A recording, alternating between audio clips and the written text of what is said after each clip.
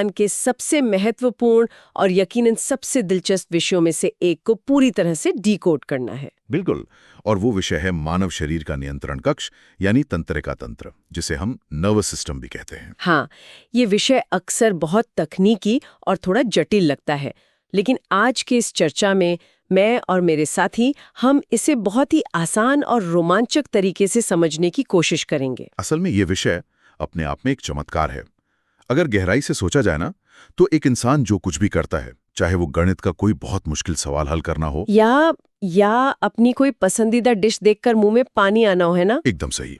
या फिर उबड़-खाबड़ रास्ते पर चलते हुए अपना शारीरिक संतुलन बनाए रखना हो, शरीर की हर एक हरकत और हर एक विचार पूरी तरह से इसी तंत्र का तंत्र पर निर्भर करता है। ये शरीर का सबसे तेज कम्युनिकेशन नेटवर्क है। ये बात सच में सोचने पर मजबूर कर देती है कि हमारे अंदर कितना विशाल नेटवर्क काम कर रहा है।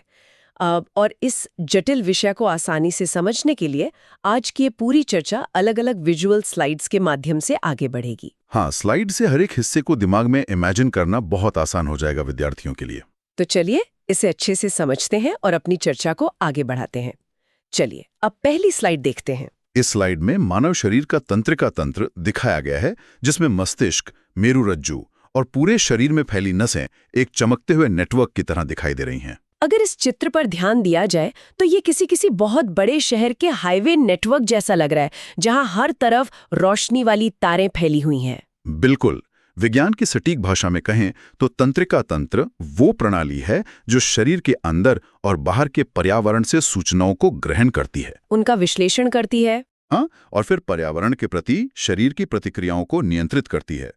आसान शब्दों में ये शरीर का अपना एक हाई स्पीड इंट्रानेट है। और इस विशाल नेटवर्क के मुख्य रूप से 3 बड़े अंग हैं जो इस स्लाइड में भी चमक रहे हैं।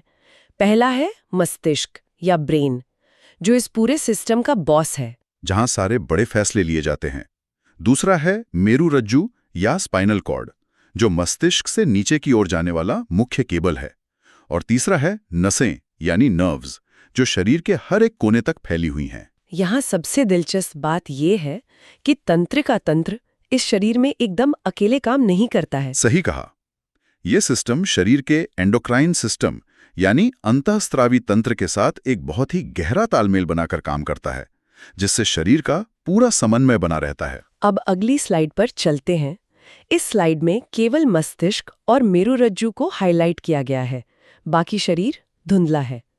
मस्तिष्क के 3 हिस्से अलग-अलग रंगों में लेबल किए गए हैं। इस विशेष हिस्से को हम केंद्रीय तंत्रिका तंत्र यानी सेंट्रल नर्वस सिस्टम कहते हैं, यानी सीएनएस। इसे सेंट्रल इसलिए कहते हैं क्योंकि ये शरीर का मुख्य प्रोसेसर है। मतलब शरीर में जो भी जानकारी बाहर से आती है वो यहीं प्रोसेस होती है। जी, और इस पावरफुल प्रोसेसर का सबसे महत्वपूर्ण हिस्सा है हमारा मस्तिष्क। एक वयस्क मनुष्य के मस्तिष्क का वजन लगभग 1.3 से 1.5 किलोग्राम के बीच होता है। एक सेकंड, अगर हम एक औसत इंसान के कुल वजन की बात करें तो 1.5 किलो तो शरीर के कुल वजन का बमुश्किल 2% ही हुआ। यही तो हैरानी की बात है। ये वजन में सिर्फ 2% है, लेकिन ये शरीर के कुल ऊर्जा का 20% हिस्सा अकेले ही खपत कर लेता है।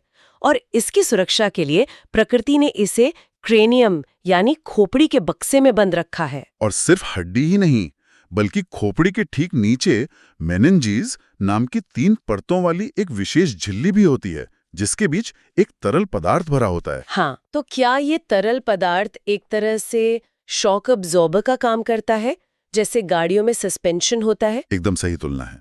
अब अगर हम मस्तिष्क के हिस्सों को देखें तो इसके 3 मुख्य भाग हैं: अग्र मस्तिष्क, मध्य मस्तिष्क और पश्च मस्तिष्क। अग्र मस्तिष्क यानी फोरब्रेन, हाँ। तो देखने में सबसे बड़ा हिस्सा लग रहा है। हाँ, इसका मुख्य भाग सेरेब्रम कहलाता है, जो हमारी बुद्धिमत्ता और याददाश्त का केंद्र है। इसी अग्र मस्तिष्क में थैलेमस और हाइपोथैलेमस भी होते हैं। थैलेमस एक संवेदी स्टेशन है ना, जो जानकारी को सही जगह भेजता है? बिल्कुल।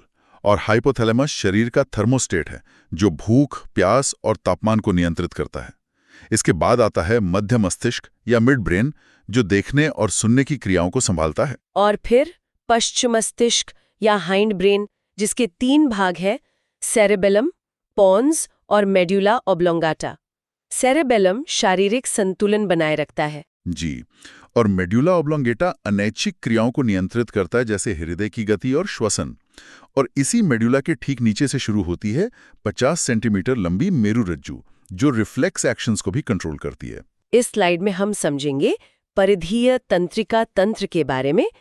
इस स्लाइड में मस्तिष्क और मेरुरज्जु से निकलकर पूरे शरीर में फैलने वाली नसों का जाल दिखाया गया है, जिसे क्रेनियल और स्पाइनल नर्व्स के रूप में लेबल किया गया है। ये पीएनएस या पेरिफेरल नर्वस सिस्टम का नेटवर्क है। ये सीएनएस को शरीर के बाकी हिस्सों से जोड़ता है। इसमें मस्तिष्क से निकलने वाली 12 जोड़े क्रेनियल नसें और मेरुरज्जु से निकलने वाली 31 जोड़े स्पाइनल नसें शामिल हैं। और पीएनएस के 2 भाग होते हैं, दैहिक यानी सोमैटिक, जो ऐच्छिक क्रियाएं संभालता है, और स्वायत्त यानी ऑटोनॉमिक, जो अनैच्छिक क्रियाएं संभालता है। सही कहा। इस ऑटोनॉमिक के भी 2 हिस्से हैं, सहानुकंपी और परानुकंपी। इसे एक रोजमर्रा के उदाहरण से समझते हैं विद्यार्थियों। मान लीजिए आपके पीछे एक खूंखार कुत्ता पड़ गया है। तब क्या होता है? अचानक आपके दिल की धड़कन बढ़ जाती है, मांसपेशियों में खून का बहाव तेज हो जाता है। बिल्कुल, ताकि आप तेजी से भाग सकें। ये पीएनएस के सहानुकंपी तंत्रिका तंत्र या सिंपैथेटिक सिस्टम का काम है, जो आपको लड़ो या भागो यानी फाइट और फ्लाइट के लिए तैयार करता है। और जब आप घर पहुंचकर आराम करते हैं तो परानुकंपी तंत्रिका तंत्र आपको वापस शांत करता है और पाचन क्रिया को बढ़ा देता है। चलिए यहाँ रुकते हैं और जो लोग सुन रहे हैं उनसे एक कॉन्सेप्चुअल चेक प्रश्न पूछते हैं। तो जरा सोचिए विद्यार्थियों, अगर हमारा केंद्रीय तंत्रिका तंत्र एक कंप्यूटर का सीपीयू है, तो परिधीय तंत्रिका तंत्र को हम कंप्यूटर के किन हिस्सों से जोड़कर देख सकते हैं?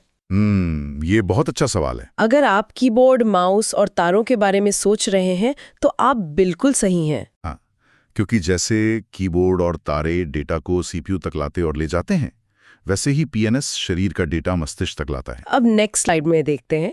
यहाँ एक न्यूरॉन का बड़ा डायग्राम दिखाया गया है, जिसमें डेंड्राइट, कोशिका शरीर और एक्सॉन के भाग लेबल किए गए हैं।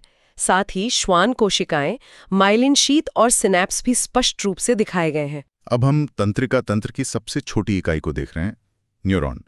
यह तंत्रिका तंत्र की संरचनात्मक और क्रियात्मक इकाई है, और ये शरीर की सबसे लंबी कोशिका भी है। इसके मुख्य भागों में है कोशिका काय या सेल बॉडी, जिसमें केंद्रक और निसेल कणिकाएं होती हैं।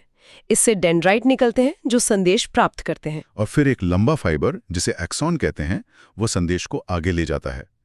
एक्सॉन के ऊपर एक इंसुलेटिंग परत होती है, जिसे माइलिन शीथ कहते हैं, जिसे श्वान कोशिकाएं बनाती हैं ना? जी। और इसके बीच के गैप को नोड्स ऑफ रेनवियर कहते हैं। एक न्यूरॉन से दूसरे न्यूरॉन के बीच की खाली जगह को सिनैप्स कहा जाता है, जहां न्यूरोट्रांसमीटर रसायन सिग्नल पास करते हैं। तो इस सब का मतलब क्या है? इसका सीधा मतलब है कि सेंसरी, मोटर और एसोसिएशन न्यूरॉन्स मिलकर एक रिले रेस की तरह काम करते हैं। बिल्कुल। चलिए अब अगली स्लाइड पर ध्यान देते हैं।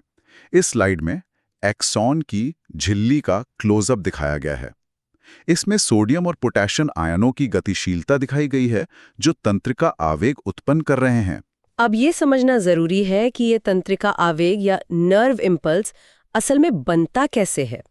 विश्राम अवस्था में झिल्ली के बाहर सोडियम आयन अधिक हैं, जिन पर पॉजिटिव चार्ज होता है, और अंदर पोटेशियम आयन और नेगेटिव प्रोटीन होते हैं, मतलब अंदर नेगेटिव चार्ज है।